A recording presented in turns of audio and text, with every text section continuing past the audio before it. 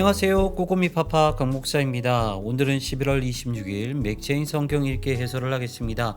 오늘 말씀의 주제는 하나님이 거하실 처소입니다. 역대상 22장은 성전 건축 준비입니다.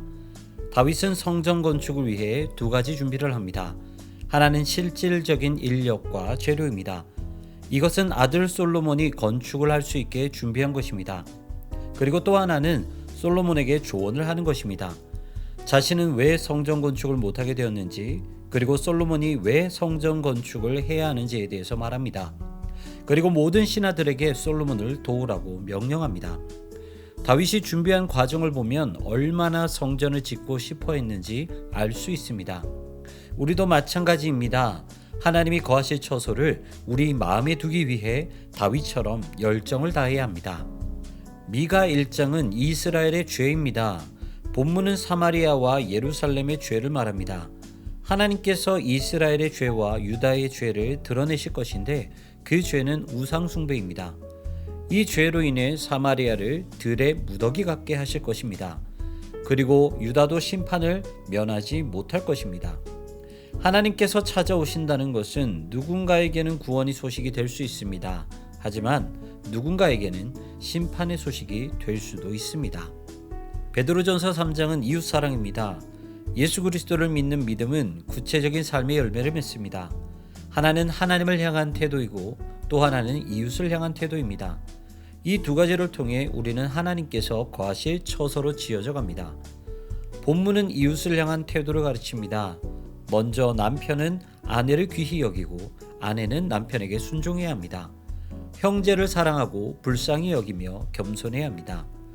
악을 악으로 갚지 말고 욕을 욕으로 갚지 말며 복을 빌어줘야 합니다. 이것을 위해 우리가 부르심을 받았습니다. 그러므로 우리는 이 모든 것을 실천하며 하나님께서 거하실 처소가 되어야 합니다.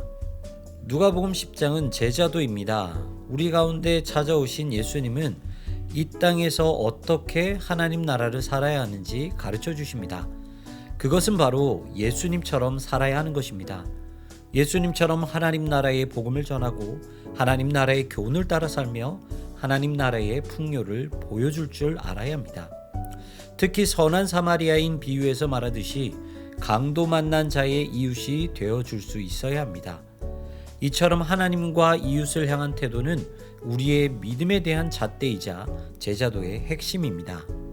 성도의 몸은 하나님이 거하시는 성전입니다. 그러므로 다윗이 성전 건축을 기뻐하고 준비에 열심을 다했던 것처럼 우리의 생각과 우리의 행실 역시 하나님이 온전히 거하시는 거룩한 처소가 되기 위해 열심을 다해야 되고 또 열매를 맺어야 합니다.